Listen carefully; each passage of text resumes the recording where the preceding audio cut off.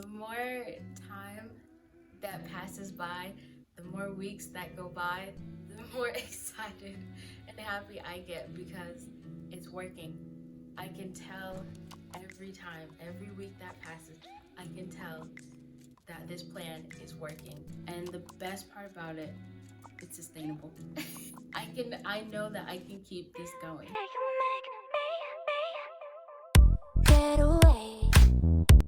Hello to anyone that's watching. Today I want to talk about my plan that I made and tweaked to achieve my goal of having my dream physique and achieving body recomposition. So I know I want to talk about again how I plan to get there. I want to talk about a little bit about my workouts or the way I'm working out, and I want to talk about my food and nutrition. I don't know if I'm gonna get to all of that because I don't want this video to be that long, but we'll see. So like most people nowadays, if you want to achieve something or do something that you don't know much about, you go to YouTube and you find someone who does. So the people that I have taken bits and pieces of advice from to come up with my own plan and my own, well, not my own, but basically to come up with the way I think is gonna be best and most sustainable for me to achieve my goal or reach my goal and achieve my dream. So I just want to go over, all of the tips and again bits and pieces of information that I found would be most helpful for me to reach my goal and help me and aid me in body recomposition. And I've compiled all of their tips, all of that information, and used all of that to sort of form my own plan and way I'm gonna go about achieving body recomposition. So I've been, working out now consistently without a goal to reach, without a goal in mind for about 6 years now. And someone that I've always found I could trust, that they're giving good, solid, grounded information is Greg Doucette. He's one of my favorite fitness influencers, YouTubers. For body recomposition, I watched 2 of his videos. Now, one was on body recomposition and the other was actually on main gaining. At first, I used to think that they were pretty much like the same thing, but after watching all these, all of his content on that, I'm now under the impression that they're not the same thing. To me, it sounds like main gaining, from what I understand from Greg talking about it, is you're kind of like pleased with your body fat percentage, and the only thing you're looking to gain is muscle. You're looking to build and put on more muscle mass. But from other videos, it seems like body recomposition is it's not just one thing of wanting to gain muscle or build muscle. It's also about wanting to lose fat.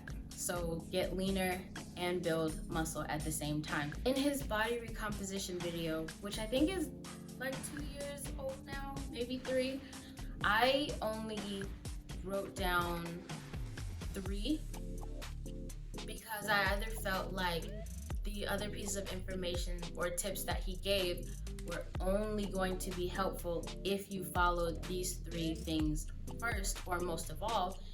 And then the second reason why I only really cared to take 3 of the tips that he gave is because I felt like the other tips kind of were in the same thing or incorporated in these 3 that I'm gonna talk about. The first tip that I think is most important that he gave in that video is about your protein intake. You cut your calories to lose weight, but if you're not consuming enough protein, that loss of weight could come from a mixture of fat and lean muscle mass instead of primarily or only fat mass from your body. incorporate more protein into your diet. So if you weigh 100 pounds and you're looking to gain muscle, then you should consume anywhere from 80 grams of protein to 100 grams of protein. And that the next thing suffice. Was to increase your energy output or become more active. Again, because you're burning more calories, you're using more calories, so that kind of puts your body into its own deficit without having to eat, without even eating less. Your body is in a deficit because of you increasing your energy output. And that could be as simple as taking a 10-minute walk.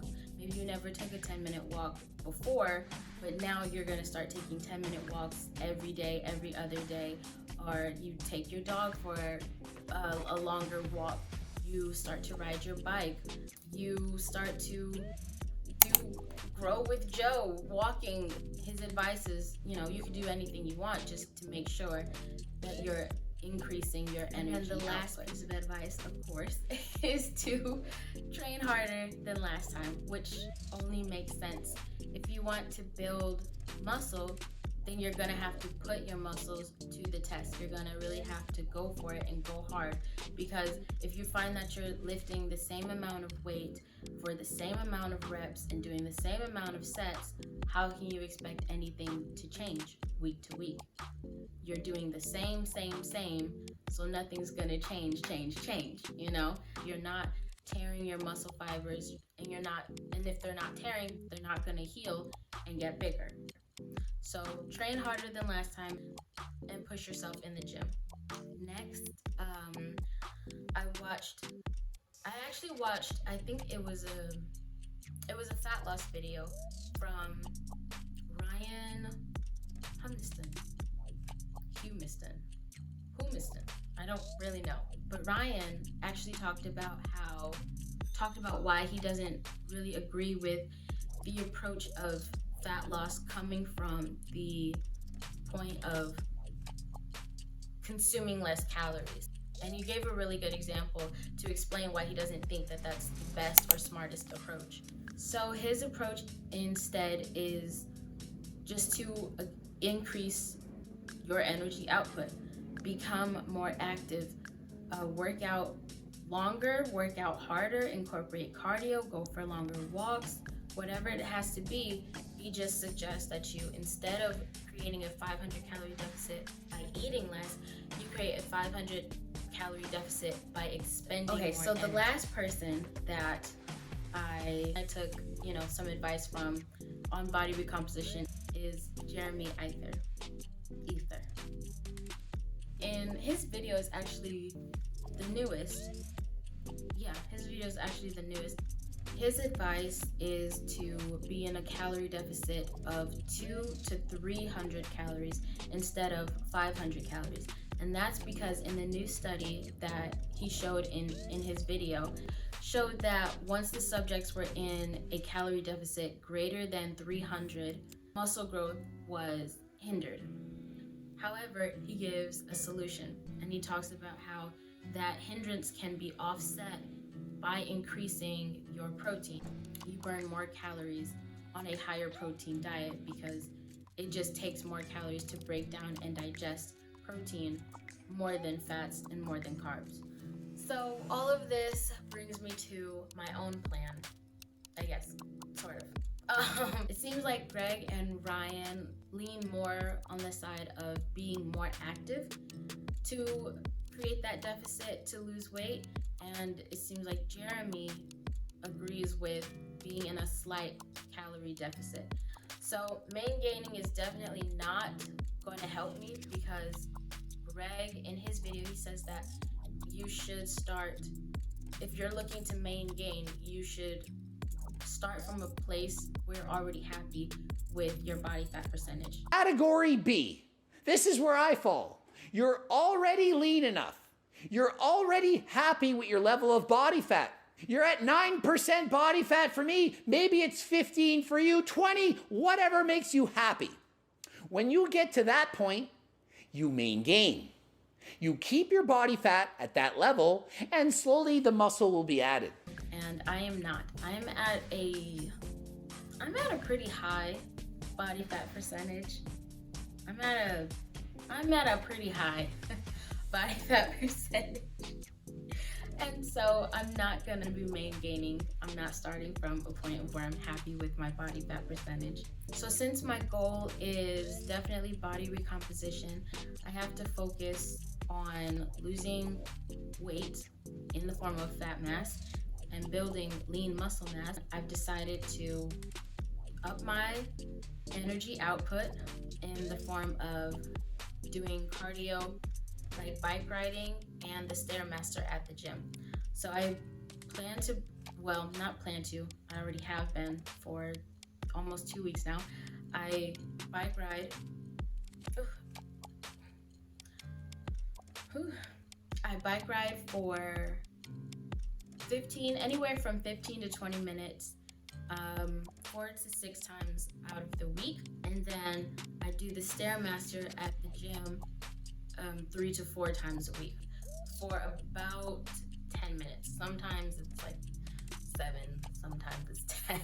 So anywhere from there. Since I'm at a higher body fat percentage, I feel like it's safe for me to both increase my energy output and be in a calorie deficit of about 500 calories. I also like being in the deficit and expending more energy because I feel like they both can balance each other out.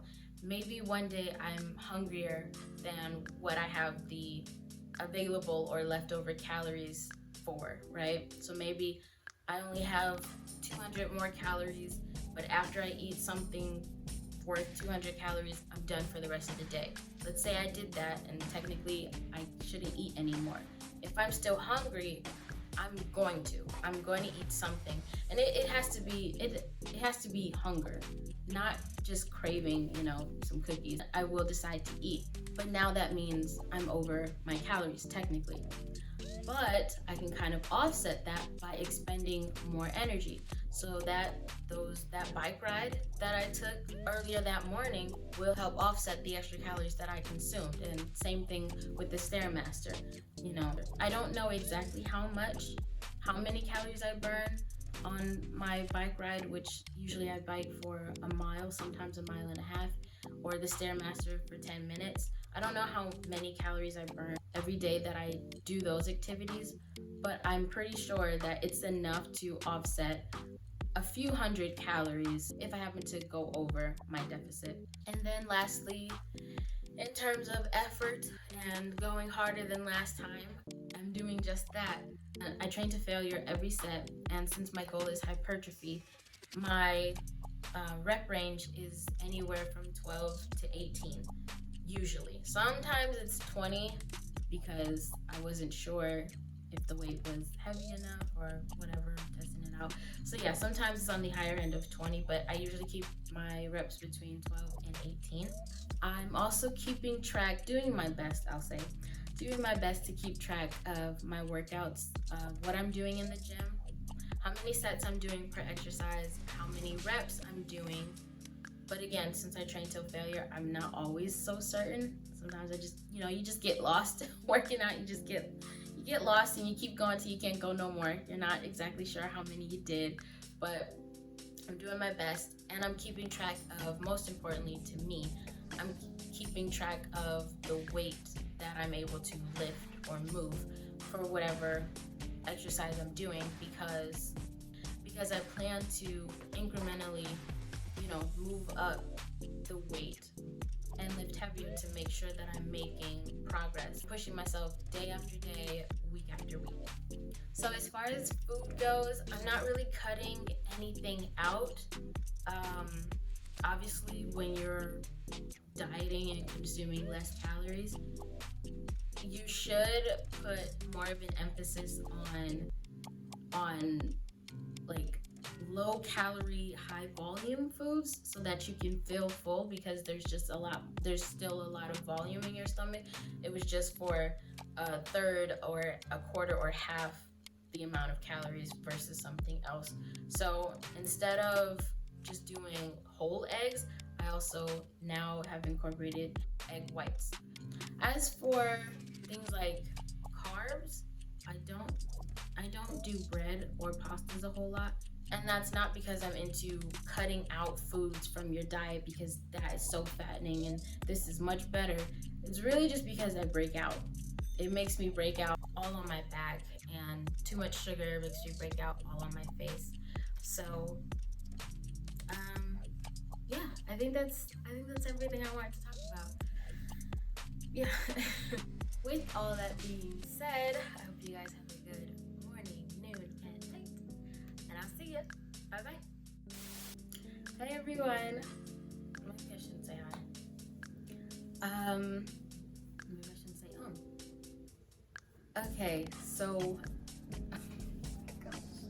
why is this so hard? I don't know. Saying hi is weird because I don't really have any viewers.